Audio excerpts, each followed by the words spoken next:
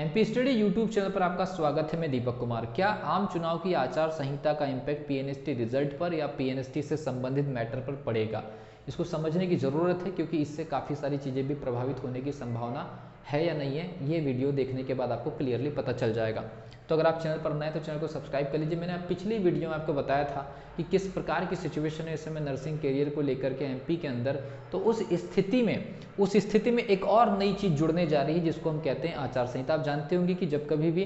राज्यों में या केंद्र में चुनाव होते हैं तो अभी आम चुनाव जो कि 5 साल में कंडक्ट होगा तो उसके लिए आचार संहिता जो है लागू होते हुए दिख रही होगी, अगर आप इस वीडियो को देख रहे होंगे और न्यूज़ से कनेक्ट है तो आचार संहिता का इम्पैक्ट नर्सिंग कैरियर या पीएनएसटी के रिजल्ट पर क्या स्थिति हो सकती है, ऐसे ही पड़ेगा, क्या कितना इम्पैक्ट आ सकता है, वो समझने की कोशिश करेंगे। जनरली इंट्रेंस एग्जामिनेशन अगर कंडक्ट हो चुकी होती है तो उसके रिजल्ट पर आचार संहिता वगैरह का ज़्यादा इम्पैक्ट नहीं पड़ता। हाँ, एग्जामिनेशन होने की सिचुएशन पर जरूर पड़ जाता है कभी कभी। तो फिलहाल हमारी जो पीएनएसटी की एग्जामिनेशन है तो पहले ऑलरेडी हो चुकी थी, और अगले बार का जो एग्जामिनेशन कब होगा उसको ज़्यादा आचार संहिता से जोड़ करके देखे जाने की ज़रूरत इसलिए नहीं है क्योंकि बहुत सारे मैटर फंसे हुए हैं। तो अगली बार जो एग्जामिनेशन होगा उसका एक लंबा स्लॉट जो है वो आचार संहिता के बाद ही डिसाइड होगा, क्योंकि इस समय आप जानते हैं कोर्ट केस वाला मैटर ऑलरेडी हाई कोर्ट में बहुत सारी चीज़ें चल रही है, और अनसूटेबल और डिफिशियंट होने की वजह से जो स्टूडेंट को एग्जामिनेशन देने को नहीं मिल रहा है, जो कॉलेज में ऑलरेडी 3-4 साल से पढ़ रहे हैं, वो सुप्रीम कोर्ट की तरफ रुख करेंगे। सुप्रीम कोर्ट कुल मिलाकर के बड़े मैटर्स को देखते हैं। तो अगर मान लीजिए सुप्रीम कोर्ट अगर बड़े मैटर्स को देखते हैं, इस समय आम चुनाव की आचार संहिता है, अगर ये वाला जो कोर्ट केस है ये सुप्रीम कोर्ट की तरफ अगर मान लीजिए मूव कर जाता है तो ये इस सुनवाई का क्या डेट मिलता है, क्या तारीखें मिलती है, और सुनवाई के रिजल्ट्स क्या आते हैं, और सुनवाई के रिजल्ट्स के आधार पर फिर डिफिशिएंट कॉलेज और अनसूटेबल कॉलेजेस में पढ़ने वाले स्टूडेंट को एग्जामिनेशन की क्या नई डेट मिलती है, या मैटर सॉल्व होते हैं या नहीं होते हैं। वो जो अगर मैटर सॉल्व होते हैं या नहीं होते हैं उसके साथ ही एक और चीज़ क्लियर हो जाएगी। अगर मैटर सॉल्व हुआ तो बहुत अच्छी बात है कि रिजल्ट जो है आपका पीएनएसटी 2023 का उसमें सीटों की कम से कम सुरक्षा हो जाएगी। और अगर मान लीजिए अगर वो जो मैटर सॉल्व नहीं हो अगर खिंचा गया तो ये मान करके चलिए अगर रिजल्ट अगर आया भी तो कम सीटों पर काउंसलिंग होगी, और अगर मान लीजिए मैटर सॉल्व हुआ तो ज़्यादा सीटों पर काउंसलिंग होगी। और अब बात करते हैं कि पीएनएसटी 2023 के रिजल्ट का फिर क्या होगा, क्या आचार संहिता का इम्पैक्ट पड़ेगा? तो जिस प्रकार की इंफॉर्मेशन, जिस प्रकार की जानकारी है, क्योंकि ये एक एंट्रेंस एग्जामिनेशन है एमपी गवर्नमेंट के अंदर नर्सिंग कैरियर में पीएनएसटी का, जिससे संबंधित पिछले 7-8 महीनों में बहुत सारे केसेस चले, बहुत सारी सुनवाइयाँ हुई,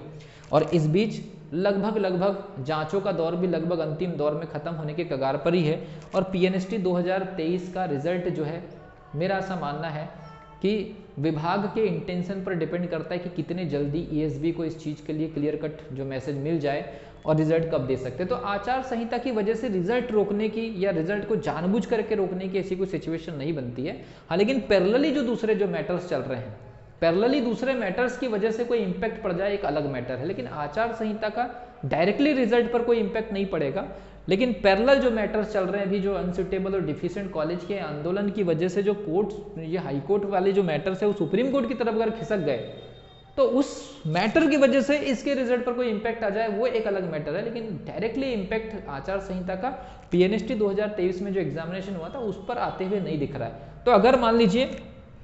ये सभी मैटर अगर इसको इम्पैक्ट अगर नहीं करते हैं तो मेरा ऐसा मानना है कि लगभग होली के बाद ये रिजल्ट आने की संभावना बन जाएगी। तो ये एक ऐसी स्थिति बन रही है। लेकिन हम उम्मीद करते हैं कि ये जो स्टूडेंट के साथ में हो रहा है, अभी जो कॉलेजेस में पढ़ रहे हैं, लगभग गवर्नमेंट के वहाँ 7 से 8 कॉलेजेस फंसते हुए दिख रहे हैं, क्योंकि अगर उनको एग्जामिनेशन देने को नहीं मिला तो ये रिजल्ट आएगा ज़रूर। ये रिजल्ट जब कभी भी आएगा, लेकिन बहुत सारे स्टूडेंट्स की उम्मीद भी टूट सकती है। इसलिए हम चाहते हैं कि ये मैटर क्लियर हो जाए ताकि वो जो डिफिशिएंट और अनसूटेबल कॉलेजेस हैं वो इसकी काउंसलिंग से बाहर ना हो।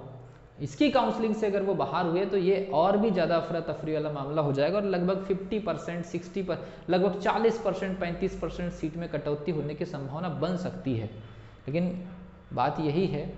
कि हमें अभी उम्मीद रखनी है कि ये जो स्टूडेंट जो एफर्ट डाल रहे हैं, ये जो कोशिश कर रहे हैं सुप्रीम कोर्ट की तरफ मूव करने की, केस करने की, ताकि इनका केस जीते, एग्जामिनेशन जो स्टेप लग जाए, जो नया जो एग्जामिनेशन का डेट आया है कॉलेज वालों के लिए सेमेस्टर का एग्ज़ाम देने के लिए, वो भले 1 महीने लेट हो जाए लेकिन इनकी जीत जरूरी है। अगर इनकी जीत इनकी अगर जीत होती है तो 700-800 जो स्टूडेंट हैं उनका करियर बन सकता है। ये एक बड़ा मैटर है और ये चीज़ें बहुत इंपॉर्टेंट है। क्योंकि अगर 700-800 स्टूडेंट अगर मान लीजिए कहीं बाहर हुए तो वो फिर से मान लीजिए एग्जामिनेशन में इंटर करते, तो जो नए जो स्टूडेंट है या जो पिछले साल जो रिजेक्ट हुए जो स्टूडेंट है, तो कंपटीशन एक अलग दौर में या अलग लेवल पर पहुंचने वाला है। तो यहाँ पर कुछ भी कहना मतलब अभी जल्दीबाजी ही होगी, बट पीएनएसटी के रिजल्ट पर रोक का आचार संहिता से डायरेक्ट कॉन्टेक्ट नहीं है। ऊपर जो पैरेलली जो मैटर चल रहा है उस मैटर की वजह से इसके ऊपर कोई इम्पैक्ट आ जाए तो सीटों के रूप में आ सकता है, और कोई तारीख वगैरह बढ़ने की वजह से अगर हाई कोर्ट ये कहती है कि अगर आपने कोर्ट केस को जो सुप्रीम कोर्ट में अगर धकेला हुआ है तो फिर ये जो रिजल्ट पर कहीं रोक न लगा दे कुछ दिन और, 10-15 दिन और, 15 दिन 20 दिन और, तो ये एक मैटर होते हुए दिख भी रहा है।